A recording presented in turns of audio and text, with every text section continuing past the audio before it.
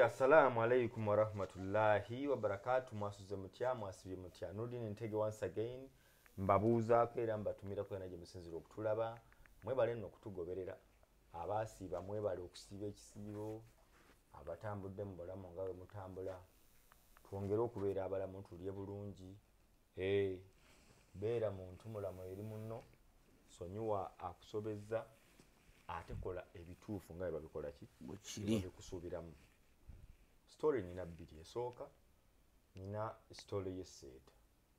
abantu waliwo yannenyezza Nurdin oleese omwana w'omugagga eyafudde olw'okuba munyankole Martha omuwadde nnyo obudde okuzuula ni yamusse omwana w'esseeta hayi nembaga banne nakakola programs essatu ku Nurdin Ntege YouTube channel ku Megatron programs zino gye ziri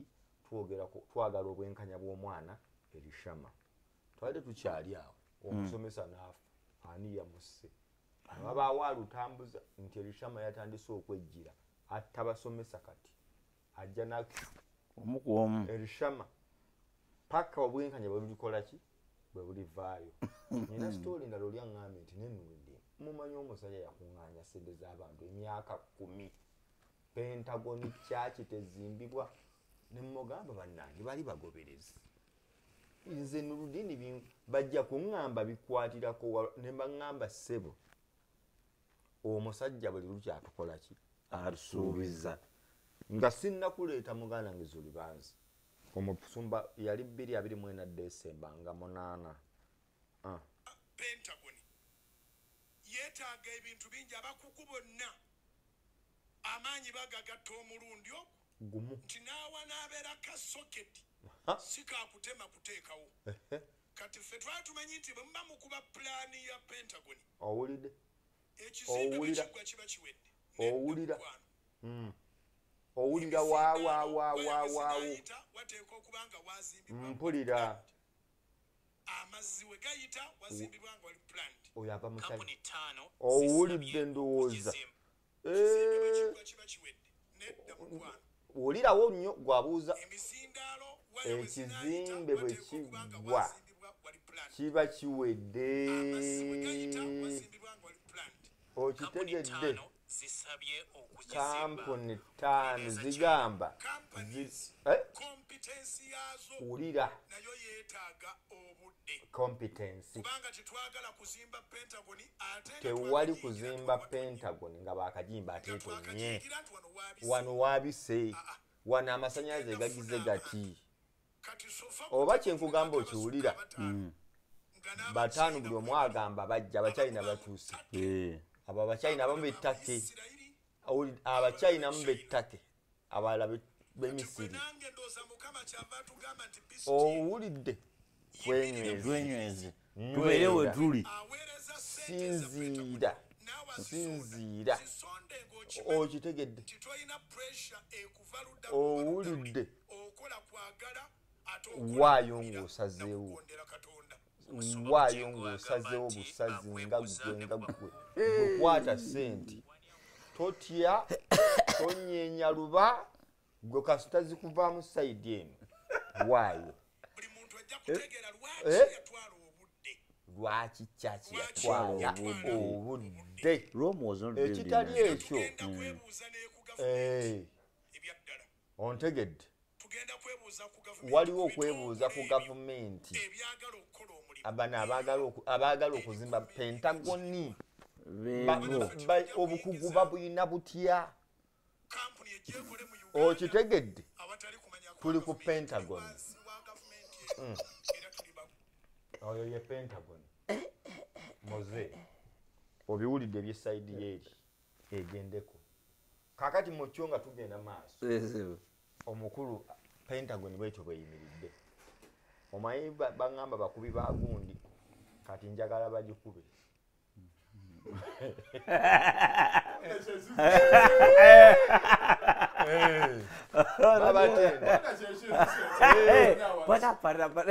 ng'agirimu bajja kwekuba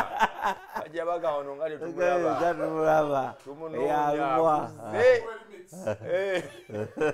mukubye remix namutegedde dda kati yenga yamukuba kyembuuza esebo oli otya mukama waffe yeebazibwe akasimu sina ako mutawaana kaweeyo abantu bajja kugamba bajjaga nti ndi bulala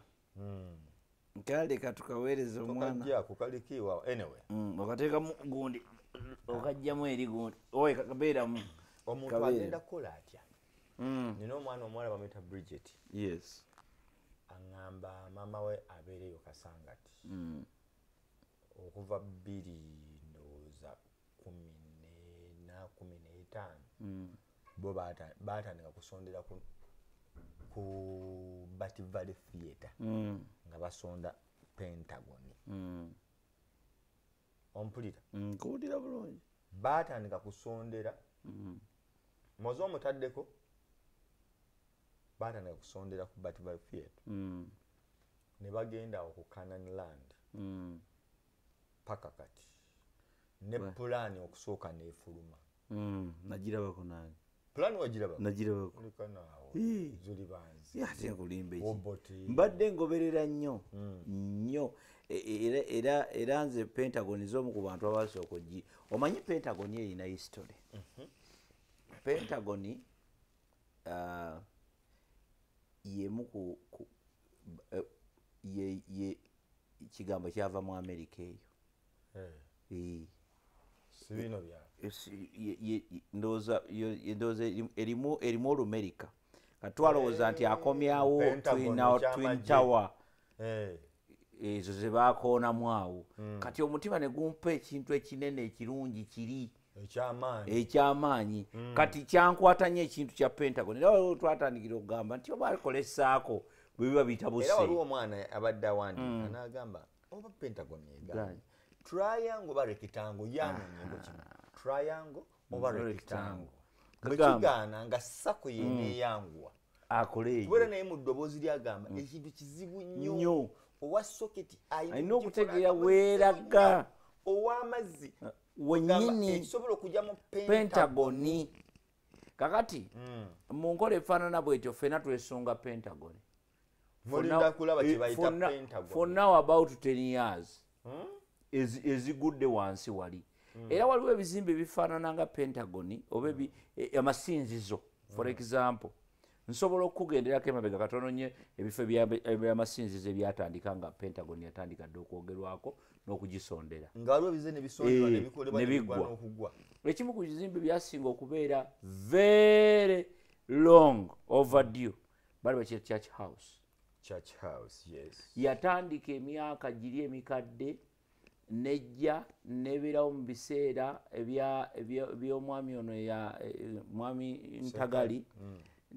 nebiva mu Ntagali nejja neyingira mu yaddakaawo paka kati eri wano n'omukulu kati aliko naye kyoba omanya bagimala last year Kazimba Mugalu ewezezaako emyaka 5 emeka neggwa Church House yalwawo nnyo ekintu ekirala ekyalwawo ennyo waliwo kyakirala gye basonda ya Mwami Kakande kyakya Mwami Kakande nayo bagisondera ebbanga ddene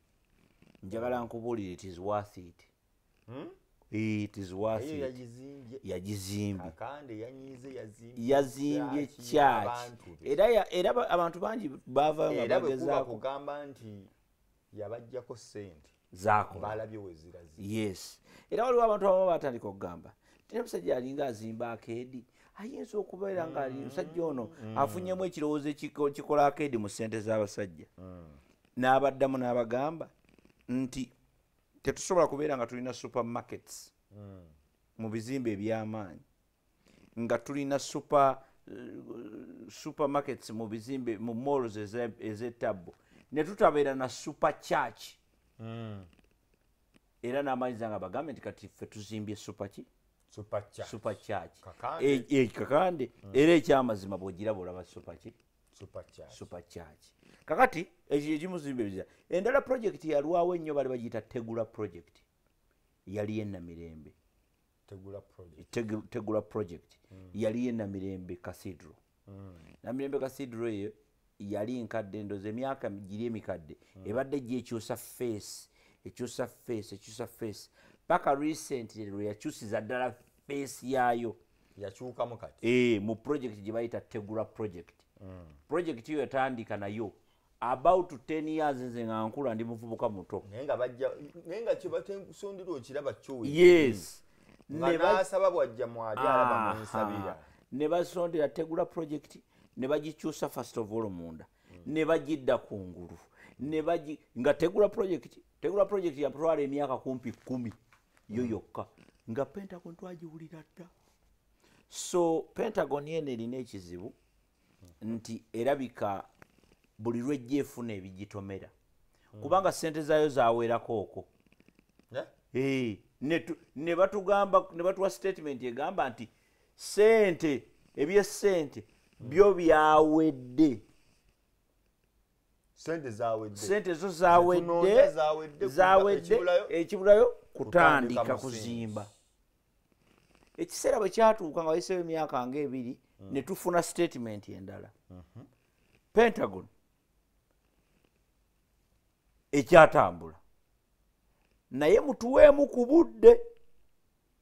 twetereze buki mutuweemu ku budde twetereze bulungi. mpulira ebbanga bwe lyayitawo nebagamba Pentagon bwe twateekawo awo embeera ey'amaanyi era embeera yabeerawo awo abamu kuffe ba community experts twebuuza endiga nga ziyitiridde okubeera nga ziri mu tenti omusana bisooto twala tugende ne batubuuza ebibuuzo bingi omwali n'ekibuuzo nti Pentagon ya nnyoko awo ne tugusala ne tugaa kati katukwatemu tuba tuli awo twali tubanja nnyo nze omu ku abo abatono abaali bafiira ku Pentagon wasondako nateekayo emitwalo gyange kulwa church eyo wali emitwalo gyange 7 era baba basobola ozinziriza sibaddamu ontegedde kakati ekirala nina abantu bange abasonda ne bafa n'okufa nga tebali ku Pentagon. Omu ku bo ye maama waffe yafiira mu Mugondi ku Canaan Land mukwano gwaffe oyo mukwano gwaffe oyo yali wendejje omukama muwumuze mirembe yali mukkiriza nnyo nti yatandikira ku Bat Valley bw'ava ku Bat Valley najja kakati ate omutima gwabikirawa ku Kanani nga sente aleseeyo bambi ez'okulowooza nti Pentagon erikola ki eribeerawo era ffe tulinze ekintu kimu eki at least mugende ku malalo mugambe ekiwasonda Pentagon yo eri. So embeera eriwo Uncle Nurdin ku kintu kya Pentagon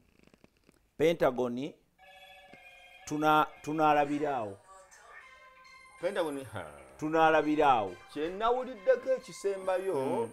kyenawuliddeko ekiri latest omukulu nga bwakunnyonnyodde kyenawuliddeko genda naye eyo kyevuga si kyakunsi kya Pentagon yakunsi anti kati bweba tetugirabako Pentagon eri mugundi akugamba eri mu virtual reality akugamba bwati gensomyeko nti Pentagon bweba yakuzimbibwa tugeze obukadde 10 n'akamu tekawerawa kyabulabe nnyo nti bwe muba mbadde musubira nti yakutandika nkya tewali sente abasonda kyobola yakugamba bwati omwaka nga gugwako nti gwe oyina okuyimirira ng'oli mugumu nga bw'oba osonda sente za Pentagon tozisonda ng'olina waasiwaasi nti mpaddeyo leero kyensondedde ngenda kiraba enkya beera yakukkiriza waayo sente okitwalenga atawaddeeyo kubanga ekigenda okukolebwa kinene okusinga osonda akakadde oba obukadde 10 n'ogamba nti oba by December n'alaba ku musingi oli musonzi mubi era tolina kwesi guma bugumi bw'oba owaayo ssente eza Pentagon beera n'okukkiriza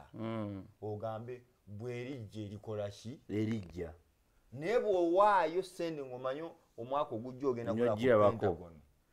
ogenda kuba munafu twagala musonzi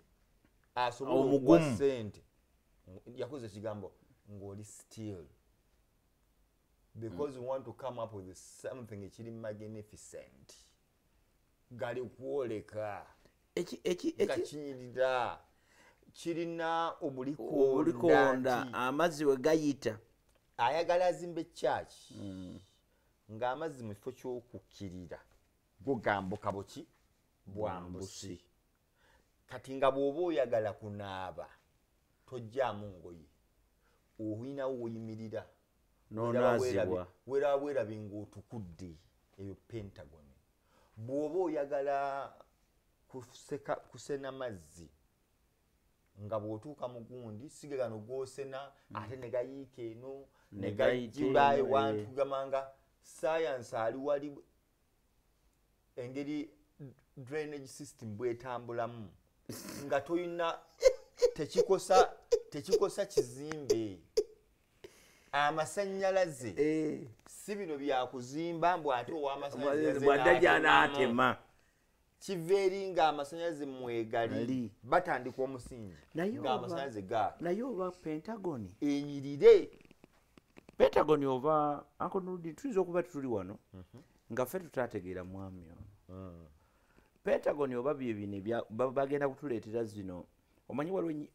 enzimba empya gye nalabye ey'ebibaawo ey'abazungu ey'ekizunguzungu oba ey'ebyuma bali bajja n'ebintu byabwe nga babipulesinzi bati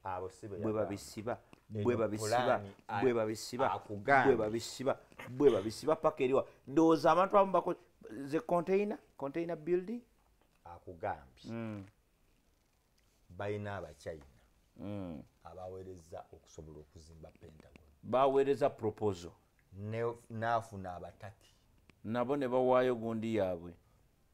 kati abamu bachina ate nga bettaki kati abamu battaki nga bechina naye nga bakugu kati kampani zisukka mu mmeka ettaano za construction zonna nkambwe zaweereza proposal naye ekizibu we kiri ate mu kuweereza proposal za biddinze basically naye ate twakafunawo miliyoni manya percentage n'emu tekola ki tewera kati bano bagenda kuzimba ki ewatali ssente kitegeeza kusonda mabegeeri nti mwagamba zaweerako ekyamazima statement twagigira ddala okuva wa pasita nti Pentagon sente zaayo weeziri ebyo tewali yabinyumiza esente za Pentagon zo weeziri waliwo mu kusaba ng'olaba agamba saali mu kusaba nali ku kamera somewhere bagiyita batya gundi video sente za Pentagon zo weezikola ki weeziri zawera naye wakati kati awo ne tufunamu obuzibu kyenjijukira nti waliwo ebintu ebyagwa wakati awo nze byenjagala suspecting nti bye biyinza okuba nga byakyankalanyamu mu mbeera ya Pentagon yes ekisooka ajjawo expense empya kuki mu bintu nga bibiri ekisooka temwesiba ku mbaga temwesiba ku kukyala gw'omugole ebyo byonna byajjamu kubanga tugenda otandika okwogera ku Pentagon nga mu kifaananyi mulimu omuntu omulala kyokka Pentagon yali tennatandika ne mujjamu omuntu omulala makula n'alabikako kakati omuntu omulala kitegeeza programu zindala era nina ekirowoozo ekigamba nti wayinza okuba nti omuntu ono omupya mukyala makula oba pasita makula kuba pasita olusi omanyi mukyala wa munnamagye mukyala wa jeno abajeno bwekiri bwobeera Uncle Nurdin bwobeera ngaoli munnamagye kati kale kankutwala empola Jeno Campo mukyalawo aba mama General Mama Campo. General Mama Campo. Kakati ye embeera eriwo bwetyo bweri. Nti Jeno mukyala wa Jeno abeera Jeno, mukyala wa Kano abeera Kano. Kakati ffenaffe ne mu kyaki mu kukkiriza. Ebiseera ebisinga maama w'omusumba naye abeera pastor. Kakati pastor omupya ono yali tannajja. Programu zaali zitambula bulungi. Waliwo ekirowoozo oba nze nina ekirowoozo nga nze nti teri muntu omupya ajja na bikadde. Omupya ajja na bipya. Oba oliawo Pentagon gye mwali musondedde luli yali eyinza okuba tejja mu kitiibwa. Ono n'aleeta ekipya nga ssente ziri ezaali zimala luli. Kati essaawa eno ziba teziweza naki 1%. Nga tegira 1%. Ekyo kiri automatic ti abakozi abanankani beeyongera. Ekyo kirabwa n'ayonka nti beeyongedde nnyo. Kakati ebyo nabyo biri awo. Ekyolala wakati awo ne tuya statement nti ono bwe yajja ebintu ne bikyukamu mu bya expenditure. Njagala okkiriza oba ogaane twafuna enkola oba security oba biki enkola eriwo essaawa eno. Pastor atambulira mu maanyi. Ebyo byonna maanyi. Ebyo byonna maanyi. Atega ssente. Naye alina expenses ze ng'omuntu mugagga already ayimiridde. Kati bino ebya church na bino ebirala birala nga byo. Anti kati ffe ng'endiga tetusobola kumala gakkiriza tutyo. Kubanga waliwo newetwaleetera akagoye, waliwo akagoye ke bayita akaleega ku mubiri gw'omuntu nga ka $5,000,000. Kakati ne tugamba omuntu olunaku lwakeera okwambala akaleega tosobola lyambala kamu. Kitegeeza kati bw'ogula obuleega bwo 30, embala ennyangu ssente mmeka ezo? Bw'ogula obuleega 3 ku $5,000,000.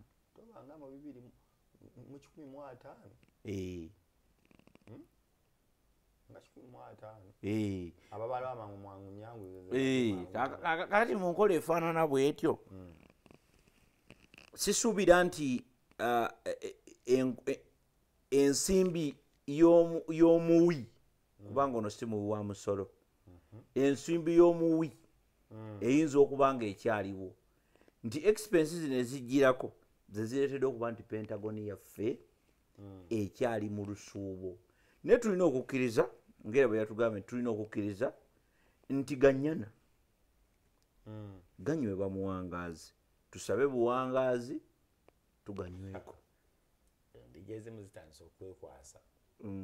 Zigamba bannange moze ebyabika oba obiwulira ebyabika endiga ezimu zigamba nti kyaki mu ntandikwa mu kugisonda baali batunda kyaki yaabwe si ya future si ya bazzukulu nti kati bo banaabasonda nga kati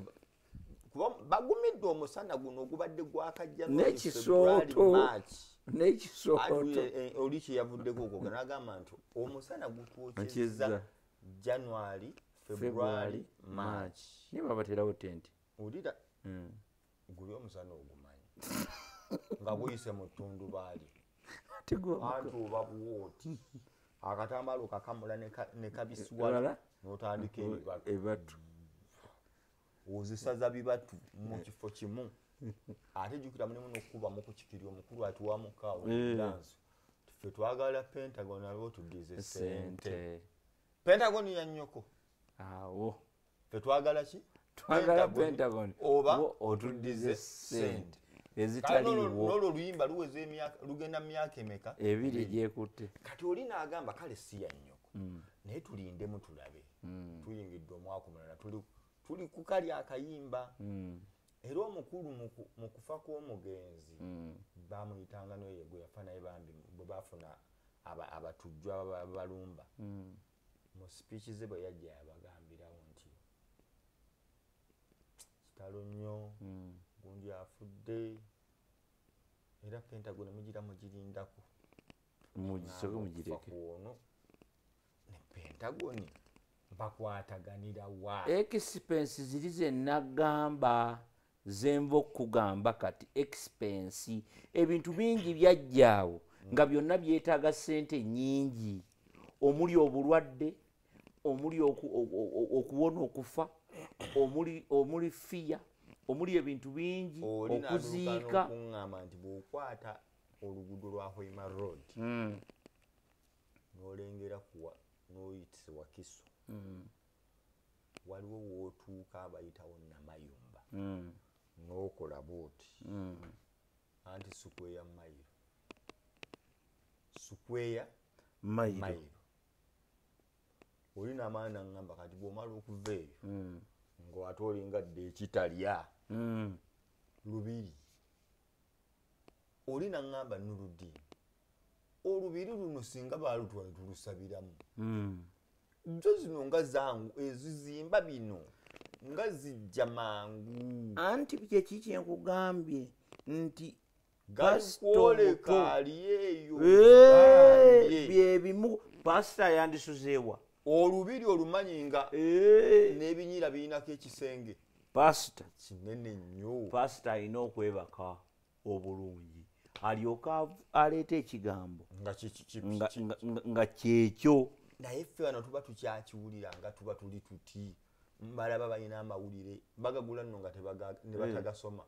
nakwegali gatuyambayambako omusana kati omusana guwedde sizoni y'enkuba ezzeewo naye oba nabo bayinza okuba bagaba mpola nga bagabisa lunankani kwegamba omanyi waliwo tolabangako kifaananyi kya mukulu oyo nga yeebase mu ssente zimubuliddemu ziti nga lusonda lumu nakirabako kyali just n'azeebakamu bwati nakirabako naga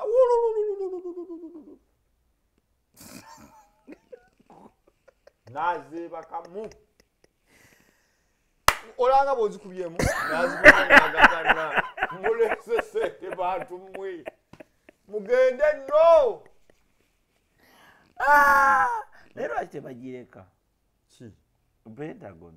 nti omwana yakugamba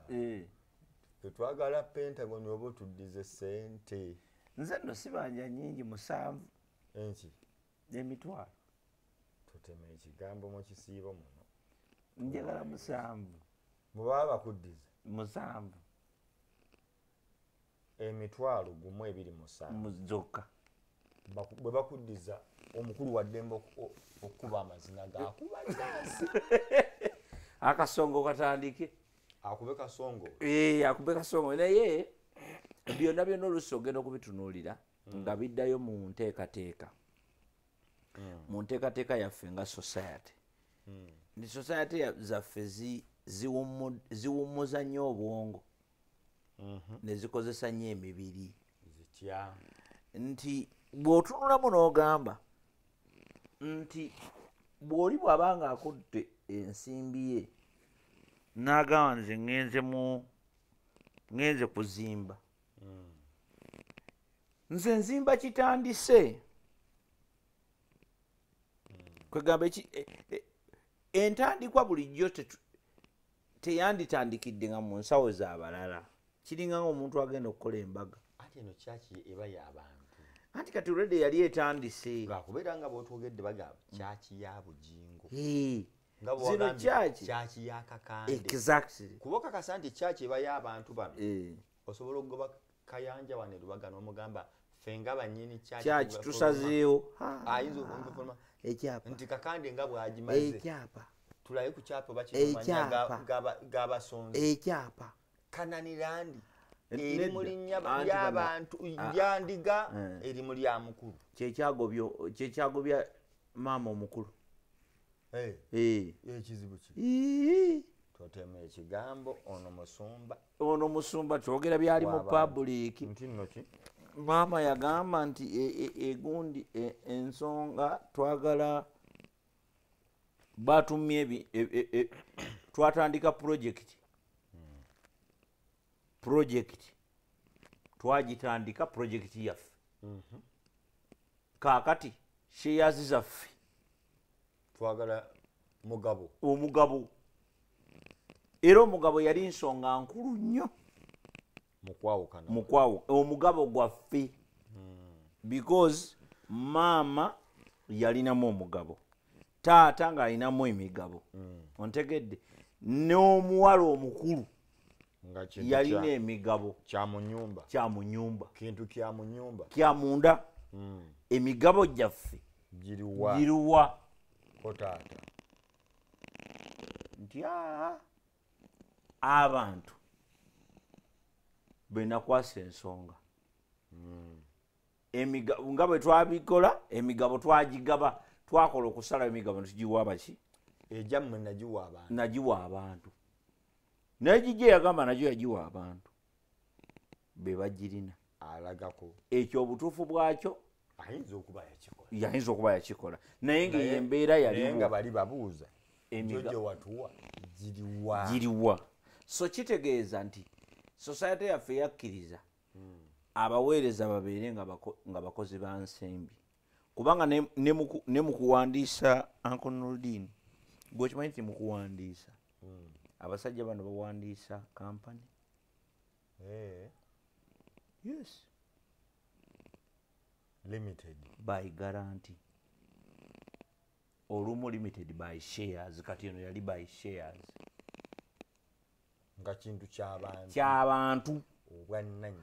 kibaako obwannannyini era tokukeera bugezi ku makya n'ogamba mbu aba kyaki yaffe nga ffe abasonda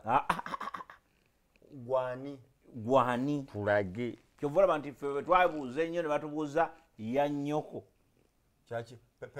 pentagoni ya nnyoko awo ne tugusala ffe twagala ki pentagoni oba otuddize ki sente bamukwata yeyasibira omanyiyo tebakusalako enviiri ngaani gwe bazikwatako anti nze zikwatemu ogusemba so mu nkola efaanana bweti tukkirize nti twagwa mu kawunyemu enenedda oyinza okumbala endagala gaana nti kijja kujolako ekizibu kyendabye kyona okuŋŋamba nti bwe tuba tunoonya kawumbi mumanye n'obukadde 10 tetunnabufuna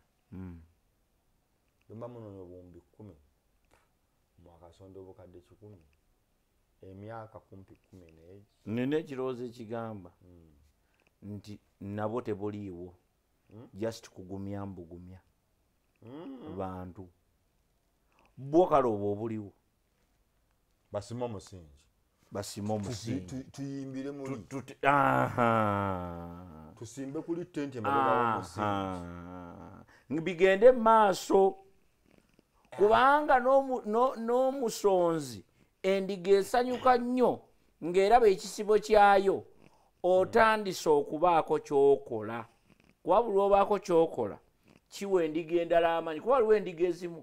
nga zaawayo ne zigamba katusooke tulinde entandikwa tulyoke tuwongere ontegedde waliwo endiga ezimu nga zo zigamba ti katusooke tugire katusooke tukole tutya katusooke tulabe entandikwa bwetu kampayo akakadde kangebayiwe mugundi waliwo endiga ezimu ezirinza okugula amadinisa ebyo babyekwata dda ne biggwa waliwo endala kyekyo twafiirwa omuntu kakati byebyo nti kakati waliwo ayagala okugula n'asanyalaza ebirala byonna naye nze nyina kyendaba nti bano lwakuba ekigambo kiva nti Katonda yasiima nnyo endiga mu ntandikwa era endiga ne ziba nga kyekiweebwayo Katonda kye yasooka okukkiriza n'abanga ku mulembe gwa Adamu nti bwe tusoma Adamu, Cain ne Abel nti Abel yali mulunzi yawangayo endiga ensava erabika obulungi etaliko bbala etaliko kizibu kyonna ne tujja n'emboozi y'endiga kaakati emboozi eyo bw'ejja ekula naye emboozi neebaako endiga neefuna sitoole endala egikwatako nti kyekisolo esobola okutuula awo ne bakirya ne kiggwawo nga kyowe ekiri kika era twalina ewaffe endiga ewajjajja eyo nga bagisala omukira gwo ne gusooka ne gukolebwako ne gufumbibwa neesigala nga weeri era neekyakala nga tezzeeko mu nsonda kaaba terina budde bwebyo erumwamu bulumwa naye ng'omukira gwo gwaliriddwa gwalibwa jjo yo weeri mugirinze kakati endiga zino bagamba olulimi lutonzi kati abatuma bannaffe nti ndiga babatondako ekintu nabo baawulira ddala nti balina kufuuka ndiga. It's a very humble animal. Ebikolwa enneeyisa entegeera n'encu kiri kyogenda ndi bakitemako mukira nga kitunula bw'ona ogenda eno mu Kichwamba simanya bakibwetereyo gye baakolera emirimu gyabwe abantu basooka kufuuka ndiga mujje Yesu agambye muyingire muno mukole ABCD musana n'agamba bayingidde ngenda bakumako omuliro butereevu mu ggulu nti uddi ko bali nti okukkiriza kwe kuba bulamu gwe nywera musana n'abateera ennaali ne bakolera abantu abasukka mu 100 endiga kubanga omuntu abakuŋŋaanya nga tabawambye bbaasi ne muyingira ewantu ne mutuula kuga muli awo mufuna omuntu abawamba omuzimu awamba omuzimu gwammwe oba omwoyo gwammwe n'atuuka nga ye kyagamba muwulira kyekyo nti twatuuka ku level abantu balowooza bapasita Katonda kituufu ayogera bw'ati pasitori n'awulira nga ayogera na Katonda directly era nga bw'amugamba bw'otunula ku lefuti ofudde n'agamba Katonda ndabye ku lefuti nga pasita bw'amugamba nti kati olaba ennyumba yeeyo bw'ogitunda enkya n'oleeta ssente n'ozisaana omukadde 2 mu mwezi ogwo akawumbi okalina nti pasita enkya wala abasajja bagayisire bazireeta kirundi gwe n'akawumbi muli wala nti miliyoni za 150 210 bwenzireeta nziteeka gweteeka mu kibbaawo gwesirika zibiriza osabe bino ebigambo wammanga nti ye pasita nze bannyumizaako emboozi ya Evelyn Lagu oyo Evelyn Lagu ebirwadde bye nga tebinnattuka omupasita mbu yali awo najja nankumbi Evelyn Lagu avudde e Sudan kuba erinnya lye ndyerabidde naye Evelyn yali yafumbira omusajja omu Sudan gwe baali bayita Lagu abantu tebasinga tebakimanyi Lagu yali musajja mu Sudan Evelyn n'amufumbirwa kwe kwetuma Evelyn Lagu musajja n'amufunamu ngera abantu abafumbirwa ba Sudan batera kubanga alina kyamubazeebazeeko kisajja kigagga walaba ekisaya kya Zahara Toto nga kiringa eddubu awo ekiri bwe kiti bukyali ki Nigeria Kisudaani kyali Kisudaani oba nga ng'olina osuzaako ettaala kuba kiyinza okuddukako oyinza okukikwata awabi nga totekedde oyinza okusisimuka eyo ku mwenda ng'amaaso ge gatunula gati nga kiri omwo kiringa ekinkekenke naye olw'okufuna ebyenfuna omwana n'agamba sinedda nja kulya ssente zaakyo kaakati ne Lagu kyonna kye yagwa mu kintu kye bayita ekinkenke kya Lagu kati ekinkunejje akifumbirwa nga Zahara bwe yakola ekinkunejje kye nga kiri awo bannange tomanyi oba kiseka oba kisanyusa oba kinyiize oba kigenda oba kijja nga kiri awo bwe kinaaba tomanyi oba kati kitukudde oba kiddugala kinkunejje kaakati bw'amala okubeera n'ekinkunejje sente yazifuna Evelyn Lagu bagenda lava agenda okukakasa nti ekinkunejje tekibeereka nakyo kankite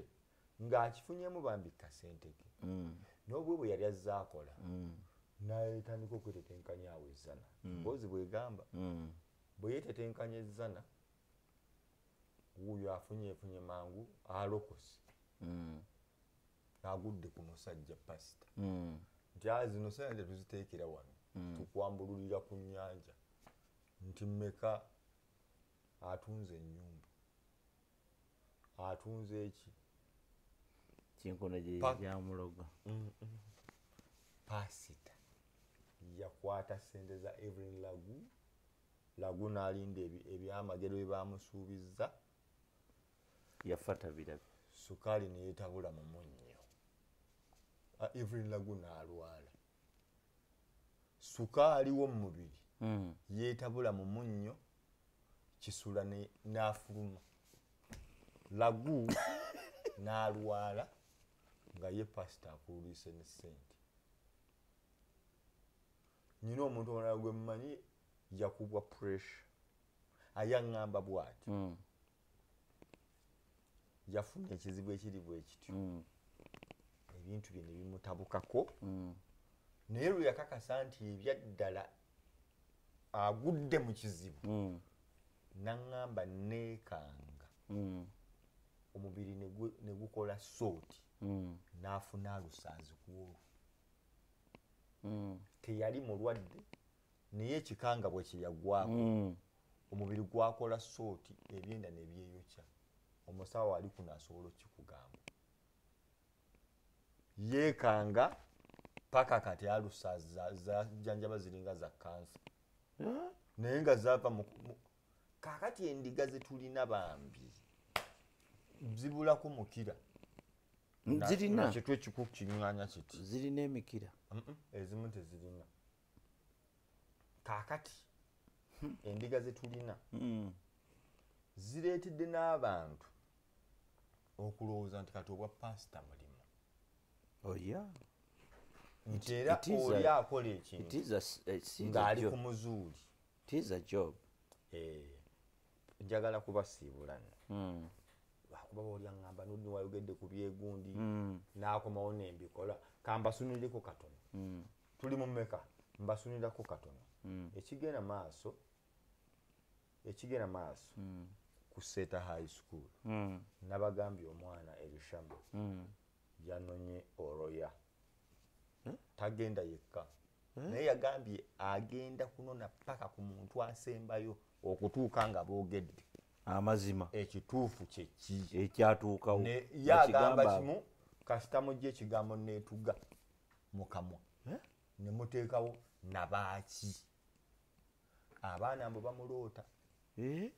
aba mu dometry ate ebintu bibeera mu dometry ebyo ebintu bibeera mu dometry ebyo wabuulirako maama waliwo bayita nakalanga waliwo obukalabanda kati bwetalaawo naawe mu senta awo ku kkubo buli eyalimba osala bwoti mu muti ne kayitawo bukuba wansi ebigere papapa oga kiki ekijja okalaba bwoti nga keebase naawe oluzuuka bwoti ne kabula oli yaŋŋambye nti waliwo yabadde ayita esseeta ne kawanvuwa bwe kati ne kabanga akakutama kati agenda okukola bwati nga tekalabikako kati doomu kinkekenke obusiribi obukalabanda ojukira kalijingo ke yanyumya obuyiringu bubeeraawo nga kabala mbwate andi yatugamba obuyiringu bwe bakazadde lwe kakula lwennyini adako tekafunirawo n'olubuto kati nekyekiri mu baana naye ngenda kubawo ensonga mu programu eneddako lwaki omusomesa yafudde behind nedda bamukubye andi nkuwa lwaki kibagamba abantu b'okukyalo ab'omuseetaawo kiki ekyavirideko namuyenje nkugambye kiki ekyavirideko omusomesa okufa essomero liri mu kutya abantu b'omuseeta bali mu kutya babuuza mu bbanga lyawe mwezi gumu tegunnawera naawe andi nkugamba naye ate batuga naye mabega eri waliwo amawulire agataafuluma era kati waliwo ekinoga abantu awo kumukumu waliwo ekintu ekinoga abantu awo naye ng'ensonga eri emu mwogere ekituufu kiriki ani mutuufu ani mukyamu tugenda kukomawo mulundi omulala njagala basiibulira wano tukwatagane Viva Organic and Natural Health Products tobavaako Dr. Richard Senjobe wali Emengo oluva ku Ngalabi yambuka wano kooti wano Uganda Telecom wano watunda mwenge Muganda chairman eri ekkubo olabe ekizimbe kya Green Viva Organic genda bakubuulire osobola okwejjanjaba otya ng'okozesa obutonde emmere ddagala. Assalamu alaikum wa rahmatullahi wa barakatuh. Mweraba.